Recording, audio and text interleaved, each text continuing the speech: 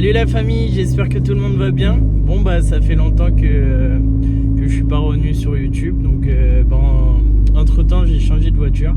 Donc pour ceux qui ne le savent pas ou qui sont pas abonnés à ma page Instagram, doivent pas savoir que j'ai vendu donc du coup mon Ibiza 6L. Je l'ai vendu parce que j'avais envie d'un essence, donc un essence avec un turbo, mais j'hésitais en fait à rester soit chez Seat, soit aller chez Volkswagen et prendre soit un Golf 5 GTI ou un Polo GTI, ou j'hésitais à aller chez Seat, donc soit à prendre un Ibiza 6J Cupra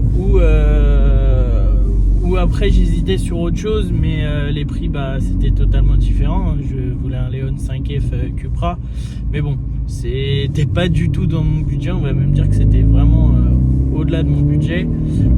Du coup j'ai acheté un Ibiza 6J Cupra édition Boccanegra, donc le 180 chevaux en boîte DSG7. Donc oui, les gens dans les commentaires, je sais, ils vont me dire oui, c'est un moteur qui est pas fiable, nanani, tout ça, surtout que c'est le 1,4 litre TSI du coup. Mais moi je vais vous expliquer donc du coup les problèmes qu'on m'a dit sur ce véhicule, ce que j'ai constaté et sur quoi il faut faire attention en fait. Donc j'ai demandé des conseils à des amis, j'ai demandé des conseils aussi à de la famille qui sont en mécanique, tout ça, donc j'ai pu avoir plein de réponses grâce à eux. Donc voilà, donc c'est un Ibiza 6J comme je vous ai dit Cupra. Je l'ai acheté, elle avait 127 000 km. Donc le prix normalement elle était à 9 800 €, mais je l'ai eu moins cher parce qu'elle a quelques petits défauts de carrosserie. Ça j'ai mon ami qui va s'occuper de la carrosserie puisque madame m'a offert en cadeau de Noël, et je suis très content justement de l'argent pour pouvoir refaire du coup les imperfections qu'il y a sur la voiture. Donc après tout ça on va voir avec mon carrossier et on va s'occuper de ça. Donc du coup elle était à vendre à 9 800 €. Moi j'ai réussi à la négocier à 9 300 €. J'ai demandé 9 000 € à la personne, mais bon, dans ma tête je me suis dit c'est sûr et certain qu'il va refuser. Donc j'ai acheté le véhicule à 9 300 €. Donc avec 127 000 km, contrôle technique fait, tout qui a été fait, pneus neufs. Et le gros avantage qu'elle a, vous le verrez quand je vous montrerai à l'extérieur, c'est qu'elle a les freins Seat Sport d'origine, donc en 4 pistons. Franchement ça freine super fort, elle est vraiment top. Après on va passer donc du coup aux qualités de la voiture. Donc c'est une voiture qui tient super bien la route, qui marche super bien, qui consomme pas beaucoup. Avec un plein, je crois, sur autoroute, j'ai réussi à faire 520 km grand maximum. Après en ville, elle consomme beaucoup plus. Mais franchement, c'est pas excessif. Je pense qu'en ville, je dois faire entre 460 et 480 km à peu près. Franchement elle est top, l'intérieur est top. Après ce qui me dérange c'est que c'est du plastique, et le plastique ça me dérange énormément. Je m'attendais à ce qu'il y ait une plus belle finition que ça, mais il n'y a pas, la finition n'est pas top. Ils ont essayé de mettre du carbone un peu partout, on va dire que sur le volant, sur la console centrale, tout ça. Après je pense que c'est du faux carbone, je pense pas que c'est du vrai clairement. Mais sinon en soi l'intérieur est pas mal, le compteur est pas mal, les sièges Boccanegra ils sont vraiment pas mal. Franchement c'est une voiture que je regrette absolument pas. Après je vais pas le cacher, je regrette mon Ibiza 6L parce que je l'adorais, c'était une voiture où j'ai mis pas mal d'argent. Après j'ai été gagnant au niveau du prix, mais bon, avec ce que j'ai fait dessus c'était logique. Mais celle-ci me satisfait amplement, je commence à me faire plaisir énormément avec la voiture. Donc en fait ce que j'ai fait sur la voiture, je l'ai acheté totalement d'origine. Elle a un carnet de facture qui est vraiment énorme, il y a tout qui a été fait dessus, j'ai tout vérifié. Franchement je pense que j'ai acheté une voiture qui est bien. À part là le petit défaut que j'ai, je sais pas si c'est normal ou pas, mais dans tous les cas je vais faire vérifier tout ça.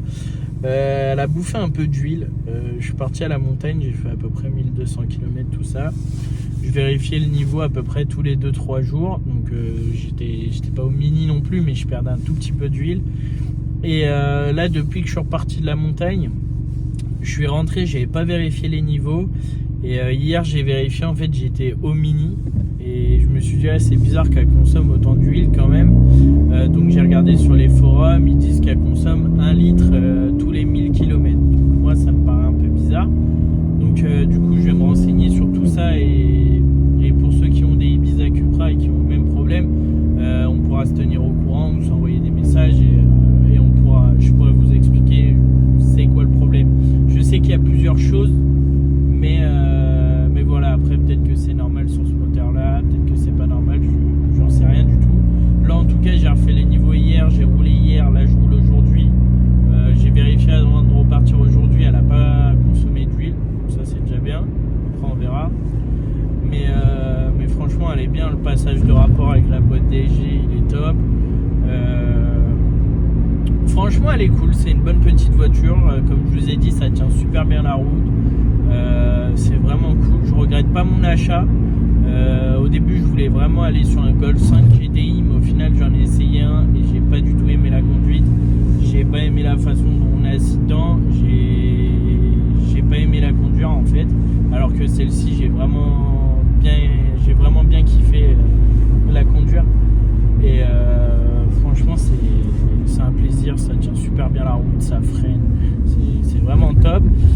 Les défauts qu'il y a sur la voiture, du coup on va y aller. Les défauts qu'il y a sur cette voiture, enfin les défauts connus, c'est la chaîne de distribution. Après, pour qu'une chaîne de distribution pète, il faut que l'entretien de la voiture soit mal fait, que les niveaux d'huile ne soient pas respectés, que tout le reste, en gros, toute la mécanique soit pas respectée. Après moi franchement, j'ai aucun problème au niveau du moteur, à part ma petite consommation d'huile qui commence à me chagriner et tout, mais ça je vais faire vérifier tout ça. Et la boîte DSG, donc ça la boîte DSG faut super faire attention, faut bien vérifier l'entretien de la boîte, bien laisser chauffer la boîte. Ce qui me dérange aussi sur cette voiture, c'est qu'il n'y a pas température d'eau, il n'y a pas la température d'huile, il n'y a rien. Donc moi ce que je vais acheter, c'est que je vais acheter un petit boîtier OBD avec l'application que j'aurai sur mon téléphone pour pouvoir du coup vérifier en fait tous les trucs de la voiture, tous les niveaux, toute la pression d'eau, toute la pression d'huile. Bon là on va passer sous un petit tunnel, je vais vous montrer un peu le bruit.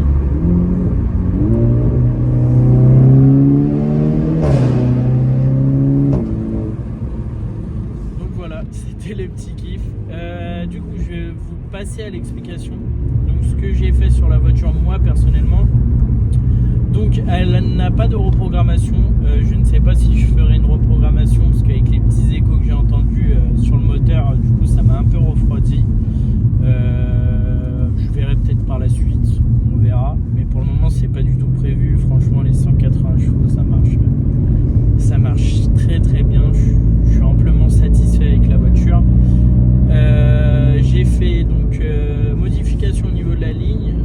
J'ai fait suppression intermédiaire et suppression silencieux. Donc j'ai été content parce que quand mon ami qui m'a fait la ligne m'a dit putain Nathan, tu vas être content sur ta voiture, tu as le DSG Fart d'origine.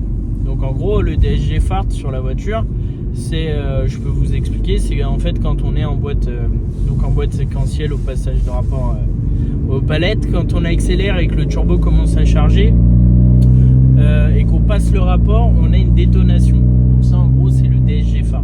C'est dès qu'on passe le rapport et dès que le turbo charge, elle va faire un paix, ce qui est vraiment top.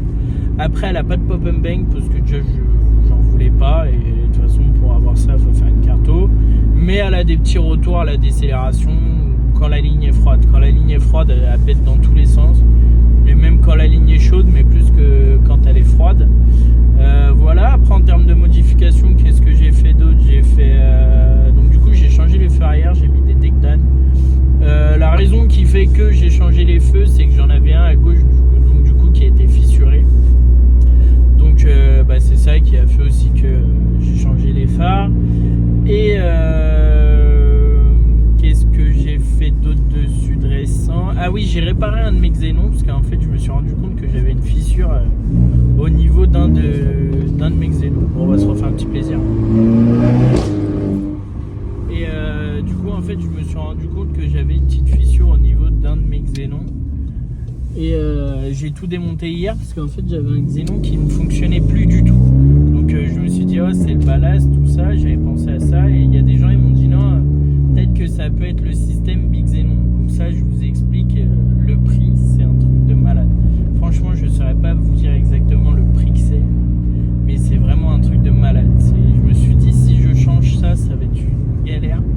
Donc du coup hier j'ai tout démonté avec l'aide de mon beau-père. Donc il m'a vraiment aidé, en plus il s'y connaît vachement bien l'électricité, donc il a vu tout ça, il a regardé le feu, on a mis du spray contact, on a enlevé tout, donc effectivement il y avait de l'oxydation au niveau du ballast et c'était tout trempé, mais en fait du coup on s'est rendu compte de où ça venait, et ça venait en fait au niveau de la fissure que j'ai en dessous de phare. C'est une fissure qui n'est pas visible à l'extérieur, mais en fait elle est visible quand on enlève le phare, vu que c'est en dessous. Donc du coup on a fait tout sécher au sèche-cheveux, on a mis le spray contact, on a laissé agir, on a essayé de le rebrancher le ballast une première fois en nettoyant tout bien. Je l'ai reconnecté à la voiture, ça marchait pas du tout. On a tout redémonté, on a bien séché tout ça, on a bien tout vérifié, on a collé au niveau de la fissure.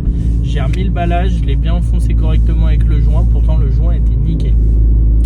Donc tout ça, tout bien vissé, j'ai remis le feu, c'est reparti, ça fonctionne nickel.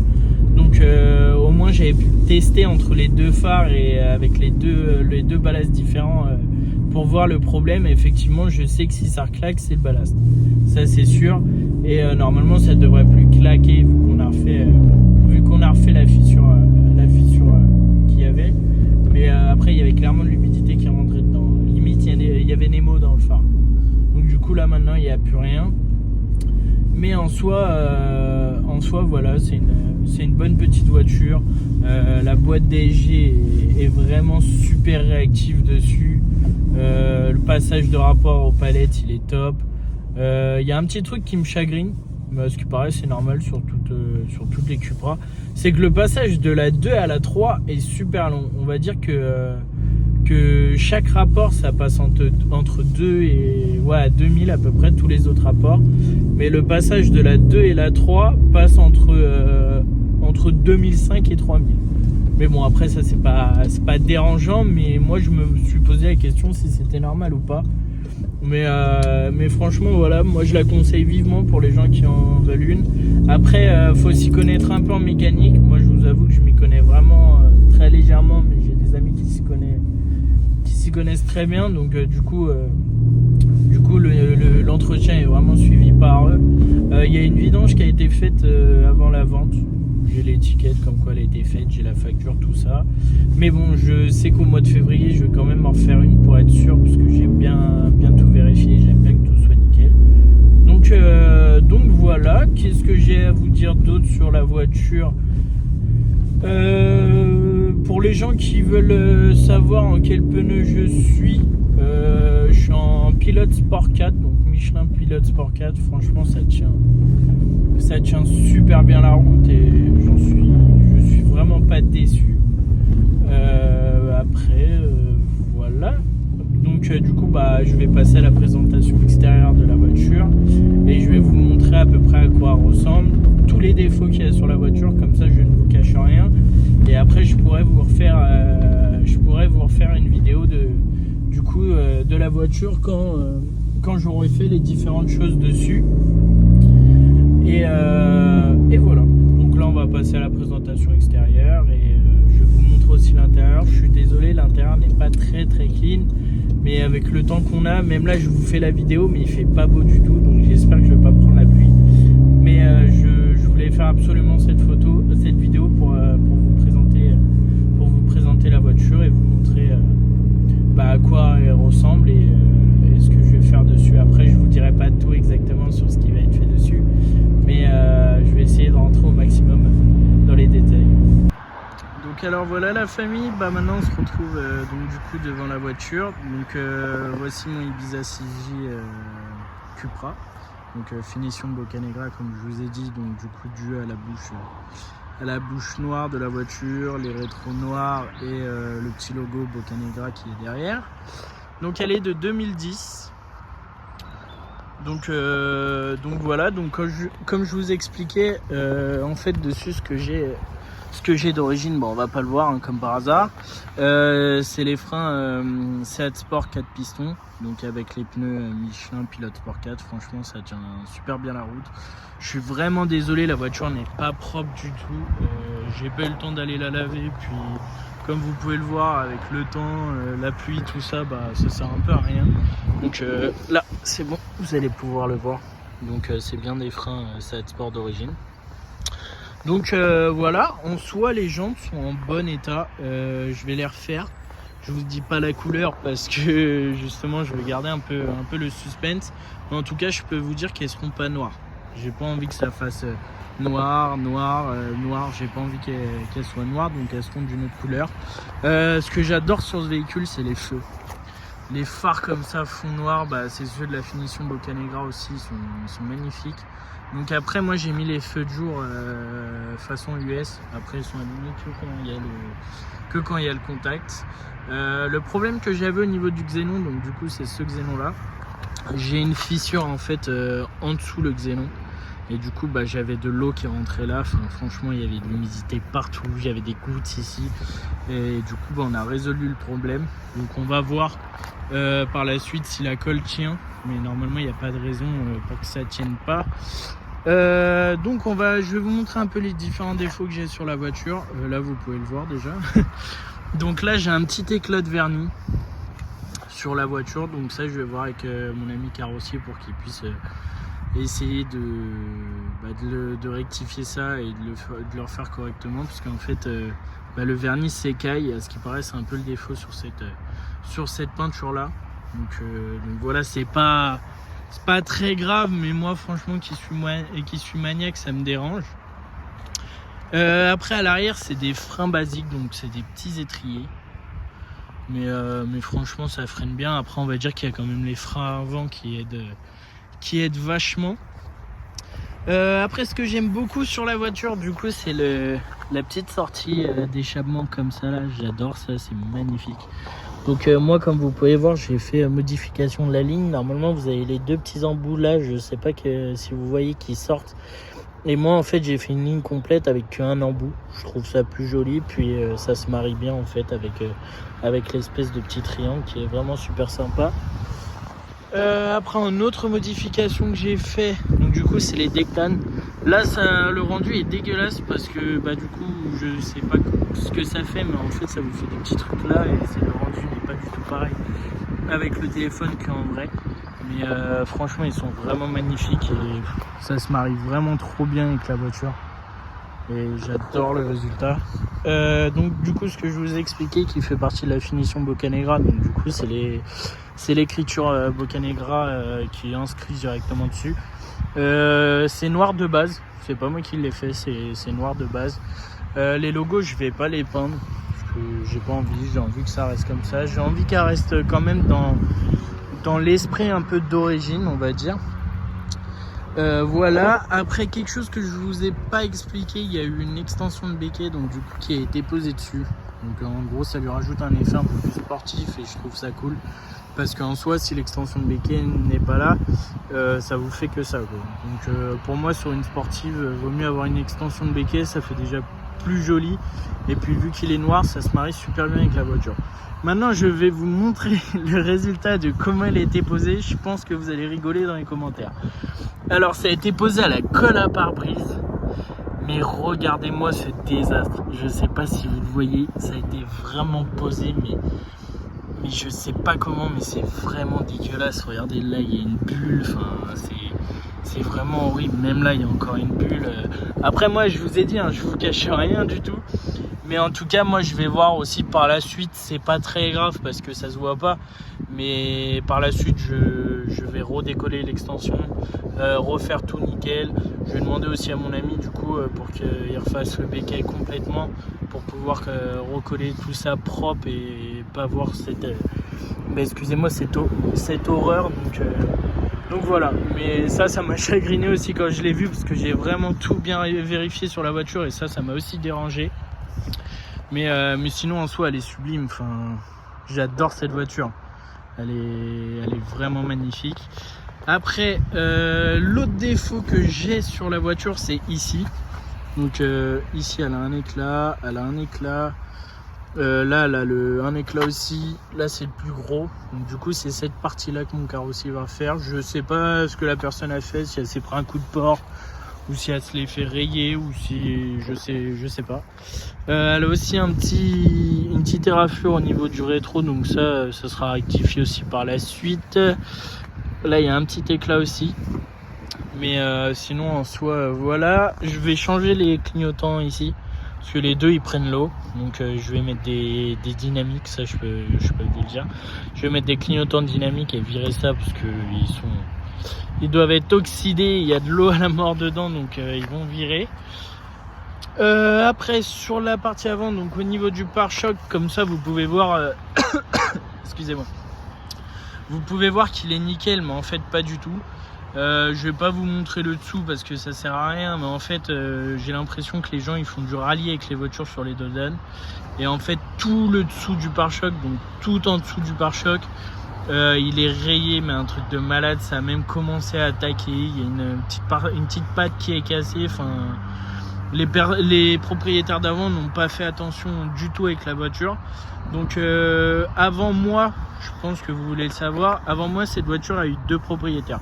Donc moi je suis la 3e main, mais en soi comme je vous ai dit, il y a une quantité de factures. Enfin le dossier est top, donc voilà, j'ai bien fait tout vérifier. On a vérifié le vrai kilométrage avec un de mes meilleurs potes.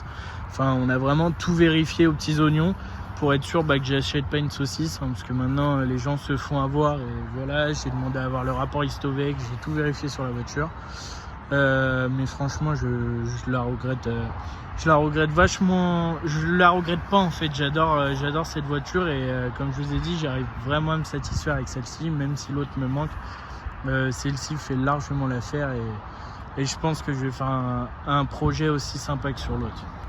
Donc après je sais que vous la plupart des gens sur ma page Instagram sont des passionnés de mazout, donc comme ça fume noir, ça c'est vraiment cool. Moi aussi j'adorais tout ça, mais j'ai voulu essayer un essence, et franchement je regrette pas. Peut-être par la suite je retournerai sur un mazout, mais je ne pense pas. Après, si vraiment un jour j'ai les moyens, je pense que je garderai un essence comme ça, et je me reprendrai une Ibiza 6L, mais peut-être en Cupra, ou je reprendrai un FR. Mais si un jour j'ai l'argent, je me ferai plaisir et j'essaierai d'avoir 2 voitures, quoi. Après, si, là du coup vous voyez un peu des défauts. Donc en fait elle a pris plein de petits éclats, et c'est parce que c'est des pare-chocs en plastique en fait. Donc dès qu'il y a des éclats, des cailloux, quoi que ce soit, ça pète, ça fait des petites micro rayures, des petits pigments. Enfin c'est un peu chiant. Ce qu'il y a là aussi, c'est sur le capot, elle a plein de petits points, donc plein de petits éclats. C'est dû du coup aux petits cailloux, petits trucs comme ça, les gravillons, tout. Donc du coup c'est pas grave, mais moi je le vois. Mais en soi c'est pas grave du tout. Mais franchement en soi la voiture est en très bon état. Je vais vous montrer un peu le coffre. Par contre faites pas attention, la voiture n'est pas très propre à l'intérieur, faut que je la nettoie. Donc le coffre, comme vous pouvez le voir, on a pas mal de place. Du coup en dessous j'ai la roue de secours, c'est une jante, donc ça j'étais super content. C'est la jante, la même jante que j'ai sur toutes les jantes, c'est exactement la même, donc je suis super content, et en super bon état en plus. Donc voilà, en soi il y a quand même de la place. Enfin, franchement je suis parti en vacances, j'ai réussi à mettre une grosse valise, une petite valise, plus le gros sac comme ça, parce qu'il y a tous mes produits d'entretien, il y a tout, et franchement vraiment top. Pour ça on peut pas lui reprocher, il y a vraiment de la place. Du coup après je vais vous montrer la partie intérieure et vous expliquer les petits défauts que j'ai à l'intérieur. Donc voilà, ça c'est l'intérieur, donc avec les sièges Boccanegra qui sont vraiment magnifiques. J'adore, ils sont vraiment sublimes ces sièges. L'arrière aussi est très beau, en plus il y a vachement de place. Et franchement elle est vraiment top, elle est confortable. Le petit défaut qu'il y a aussi, c'est les amortisseurs, je vous l'ai pas dit, mais au niveau des amortisseurs elle est un peu dure vu que c'est une sportive. Mais sinon en soi c'est pas trop dérangeant, mais on voit que c'est une sportive, et pour les gens qui ont des problèmes de dos ou quoi que ce soit, ça peut être compliqué. Mais moi dans tous les cas elle passera soit sur ressort court ou combiné fileté par la suite. Pour le moment j'hésite encore un peu, mais voilà. Et pour ceux qui veulent savoir, elle aura pas de kit air ride, ça c'est sûr et certain. Parce que vu que c'est une sportive, j'ai pas envie de la dénaturer. Après je sais que le air ride c'est magnifique, mais elle aura soit des combinés filetés ou des ressorts courts. Donc voilà, le petit compteur qui est sublime avec le petit logo Boccanegra à droite, j'adore. Le petit volant qui est pas mal aussi. Je vais me reculer un peu après, mais du coup je vous montre un peu la console centrale. Donc vous avez vu, c'est un peu un espèce de faux carbone, hein. Il y a à peu près pareil sur le volant. Ce que je trouve trop mignon, c'est les petites palettes. La prise en main est très bien, mais par contre je pense que je mettrai des extensions parce que j'avoue aller les chercher un peu, c'est un petit peu galère. Le petit pommeau de vitesse, je le trouve moche, mais voilà, j'ai pas le choix, ça y est sur la voiture d'origine. Donc il a eu un peu d'usure et en fait du coup la matière est partie un petit peu, donc ça me dérange un petit peu, mais en soi si un jour j'en trouve un neuf je le changerai et puis voilà. Et au niveau du soufflet j'ai un petit trou et aussi, donc si un jour j'arrive à retrouver soufflet plus le levier, et si ça change surtout je le ferai. Ou si vous en avez un en stock et que vous me dites que ça change, vous me dites le prix et après moi je verrai ce que je fais. Après voilà, sinon l'intérieur est très basique, hein. Vous avez vu, comme je vous ai dit, c'est vraiment du plastique, il n'y a pas de petites touches, il y a rien du tout. La seule petite touche qu'il y a qui est sympa, c'est un espèce de petit carbone aussi. Mais après c'est du faux, mais ça au moins c'est joli.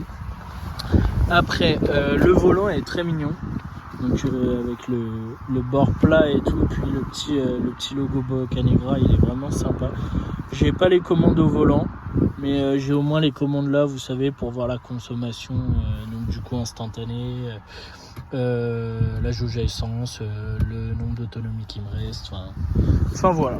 Après au niveau des panneaux de porte, voilà, c'est basique, c'est du plastique comme je vous ai dit.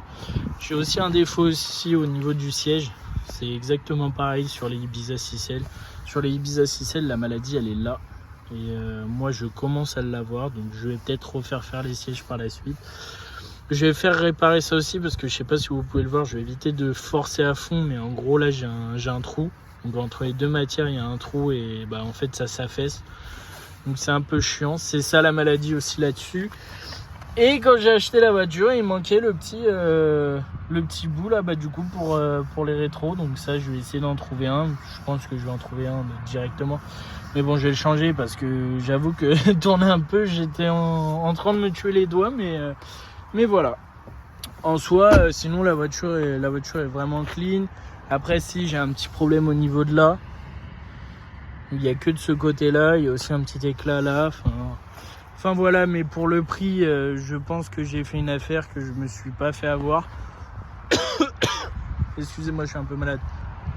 Après à vous de me dire si je me suis fait avoir ou pas, mais franchement je ne pense pas, et c'est vraiment une voiture top, et voilà, j'ai rien d'autre à dire, et voilà, c'est vraiment une voiture super cool. Et si vous avez quoi que ce soit, vous voulez m'envoyer des messages pour me demander, me poser des questions sur la voiture, tout ça, j'hésiterai pas du tout à vous répondre. Mais voilà, je vous fais un petit tour donc du coup global de la voiture pour vous la montrer un peu. Mais franchement moi la face avant, j'adore. La face avant elle me fait vraiment rêver. C'est une petite voiture sympa, un peu sportive, ça se voit en plus, donc elle est vraiment chouette. Et l'arrière aussi est sublime, surtout avec les feux que j'ai mis. Franchement elle est trop belle, hein. Après une petite vidéo comme ça fait vraiment insolente, hein. Même là comme ça, sublime. Je vais vous montrer le moteur pour vous montrer un peu à quoi elle ressemble, mais c'est un petit moteur basique, mais voilà, en plus il est propre, donc je vais en profiter pour vous montrer.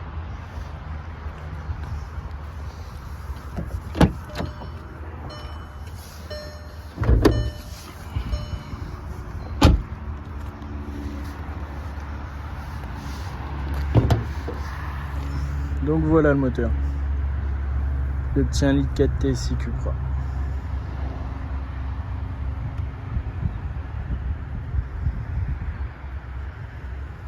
Juste ce que je vais faire, je pense, c'est je vais mettre un petit filtre à air KN ou un petit BMC, mais sinon en soi je pense que niveau moteur je ferai rien de plus. Après je vous ai dit peut-être une reprogrammation plus tard, mais pour le moment c'est pas du tout dans mes projets. Du coup je vais vous faire une petite vidéo où je fais une petite ligne droite avec la voiture pour que vous puissiez entendre le bruit. Puis après bah voilà quoi. Moi en tout cas la famille, je vous souhaite une très bonne journée. Ça m'a fait énormément plaisir de vous refaire une vidéo. J'en referai plusieurs. Je vais même essayer de vraiment me mettre dans la présentation des véhicules. Donc si vous voulez présenter votre véhicule sur ma chaîne YouTube, ça sera vraiment avec grand plaisir. Et on pourra s'organiser ça, aller sur des petits spots sympas pour qu'on puisse présenter votre voiture. Bon, sur ce, moi je vous fais des bisous et portez-vous bien. Allez, ciao la famille.